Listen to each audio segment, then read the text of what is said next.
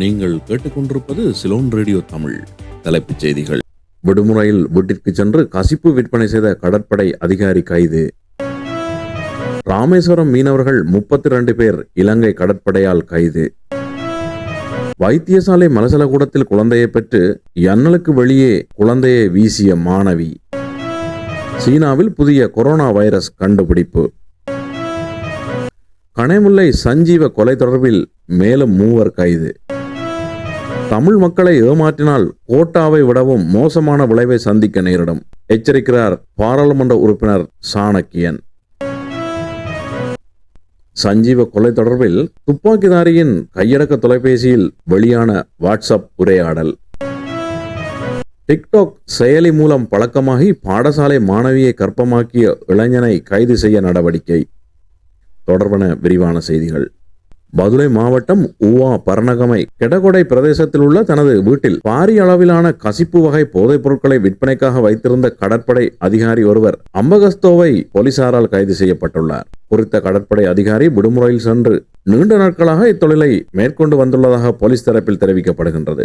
கைது செய்யப்பட்ட கடற்படை அதிகாரியின் வீட்டில் மேற்கொள்ளப்பட்ட சுற்றி வளைப்பின் போது சுமார் 11,000 கிராம் கோடா மற்றும் கசிப்பு தயாரிப்பதற்காக பயன்படுத்தப்பட்ட பல உபகரணங்களும் போலீசாரால் கைப்பற்றப்பட்டுள்ளன. இதேவேளை மற்றொரு சந்தேக நபர் தப்பிச் சென்றுள்ளதாகவும் போலீஸ் தரப்பில் தெரிவிக்கப்படுகின்றது. தப்பிச் சென்ற நபரை கைது செய்வதற்கான நடவடிக்கைகளை மேற்கொண்டு வருவதாக அம்பகஸ்தோவை போலீசார் தெரிவித்துள்ளனர்.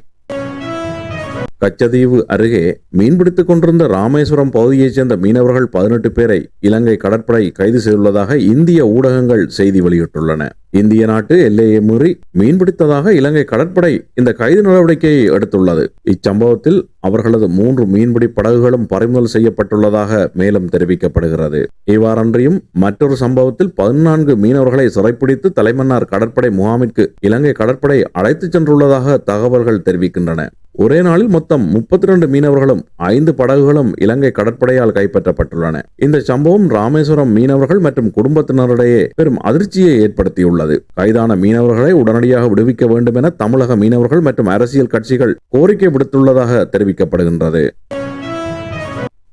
மட்டக்களப்பு போதனா வைத்தியசாலையில் 18 வயது மாணவி ஒருவர் மலசலகூடத்தில் குழந்தையை பெற்று யன்னலுக்கு வெளியே வீசிய குழந்தை காப்பாற்றப்பட்டு சிகிச்சை அளிக்கப்பட்டு வரும் சம்பவம் கடந்த 23ஆம் தேதி அதிகாலையில் இடம்பெற்றுள்ளதாக வைத்தியசாலை வட்டாரங்கள் தெரிவிக்கின்றன.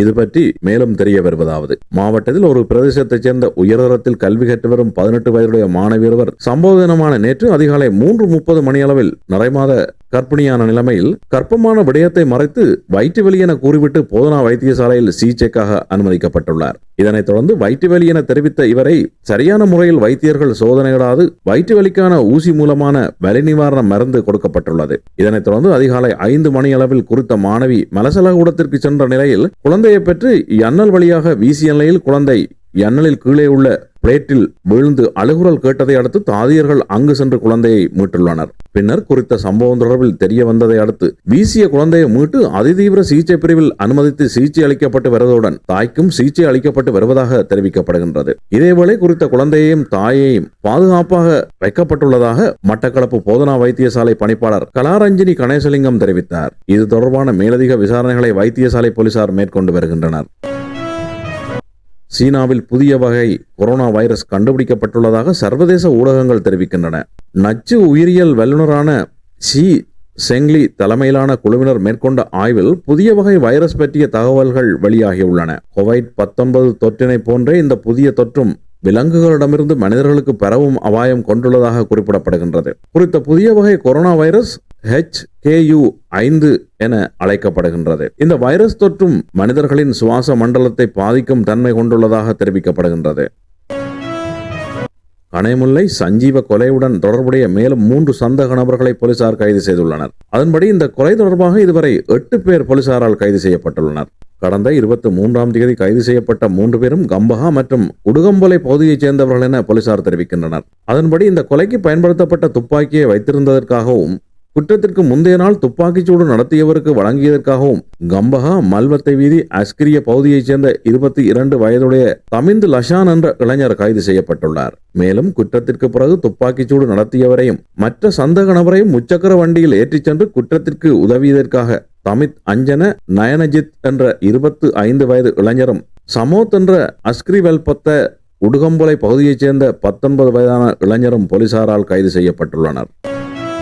படுகொலை செய்யப்பட்ட தமிழ் மக்களுக்கு நீதியும் எம்மை நாம் ஆளும் அரசியல் தீர்வும் வேண்டும் என்பதில் இருந்து ஒருபொழுதும் பின்வாங்கப் போவதில்லை. புதிய அரசியலமைப்பு உருவாக்கத்தை தாமதப்படுத்துவது இந்த நாட்டை மேலும் நெருக்கடிக்குள்ளாக்கும். மக்களை ஏமாற்றினால் கோட்டபாய ராஜபக்சவை காட்டிலும் மிக மோசமான விளைவை அரசாங்கம் எதிர்கொள்ள நேரிடும் என்று இலங்கை தமிழரசு கட்சியின் பாராளுமன்ற உறுப்பினர் சாணக்கியன் ராசமாணிக்கம் தெரிவித்துள்ளார். பாராளுமன்றத்தில் கடந்த சனிக்கிழமை 22ஆம் தேதி நடைபெற்ற 2025ஆம் ஆண்டுக்கான வரவு செலவு திட்டத்தின் மீதான 5ஆம் நாள் விவாதத்தில் உரையாற்றுகையில் மேற்கண்டவாறு பாராளுமன்ற உறுப்பினர் குறிப்பிட்டுள்ளார்.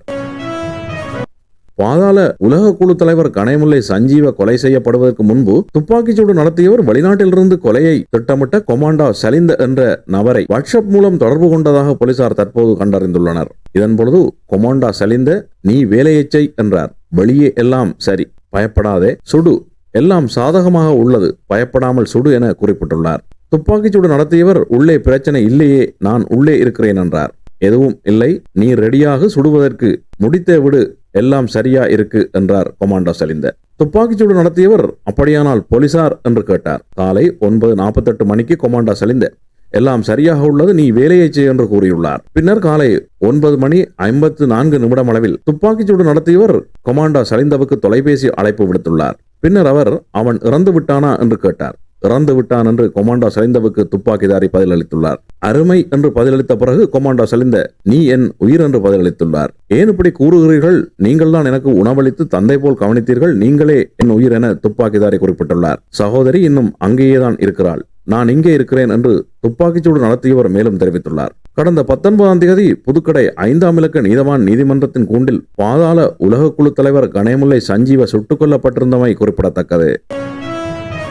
மத்திய பகுதியில் உள்ள ஒரு பிரபலமான பாடசாலையைச் சேர்ந்த 11ஆம் வகுப்பு மாணவன் டிக்டாக் சமூக ஊடகங்கள் மூலம் அறிமுகமான 14 வயது சிறுமியை காதல் உறவு கொள்ளச் செய்து பின்னர் சிறுமியை பாலியல் பலாத்காரம் செய்ததாக கூறப்படும் குற்றச்சாட்டில் கைது செய்யப்பட்டுள்ளதாக விவிலை பகுதி போலீசார் தெரிவிக்கின்றனர். கைது செய்யப்பட்ட நபர் டீன் பகுதியைச் சேர்ந்த 16 வயதுடைய பாடசாலை மாணவனாவார். கடந்த ஆண்டு ஏப்ரல் 30ஆம் தேதி டிக்டாக் சமூக ஊடகம் மூலம் சிறுமி மாணவனை அடையாளம் கண்டு அவருடன் காதல் உறவை ஏற்படுத்திக் கொண்டதாக கூறப்படுகின்றது. கடந்த ஆண்டு ஜூன் 30ஆம் தேதி தனது காதலியை பார்க்க சிறுமியின் வீட்டிற்கு அந்த மாணவர் இரவு நேரத்தில் வந்துள்ளார். அந்த நேரத்தில் தான் அசம்பாவிதம் நடந்ததாக சிறுமியின் வாக்குமூலங்கள் கூறுகின்றன. அன்று இரவு சந்தேகத்திற்குரிய மாணவன் சிறுமியை பாலியல் வன்கொடுமை செய்துள்ளார். சிறுமியின் வாக்குமூலங்களில் அவர் வீட்டில் தனியாக இருந்த பொழுது குறித்த மாணவன் பலமுறை அவரிடம் வந்ததாகவும் இதைப்பற்றி சிறுமி யாரிடமும் சொல்லவில்லை என்றும் பதிவு செய்யப்பட்டுள்ளது.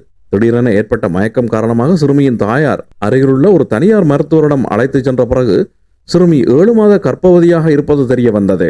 பின்னர் அவர் மருத்துவமனையில் அனுமதிக்கப்பட்டார். மருத்துவமனை போலீசார் மூலம் போலீசாருக்கு தகவல் வழங்கப்பட்டதை அடுத்து விசாரணை நடத்தப்பட்டு சந்தேக நபர் கைது செய்யப்பட்டதாக விவிலை பகுதி போலீசார் தெரிவிக்கின்றனர். கைது செய்யப்பட்ட சந்தேக நபர் நீதிமன்றில் முற்படுத்தப்பட உள்ளார்.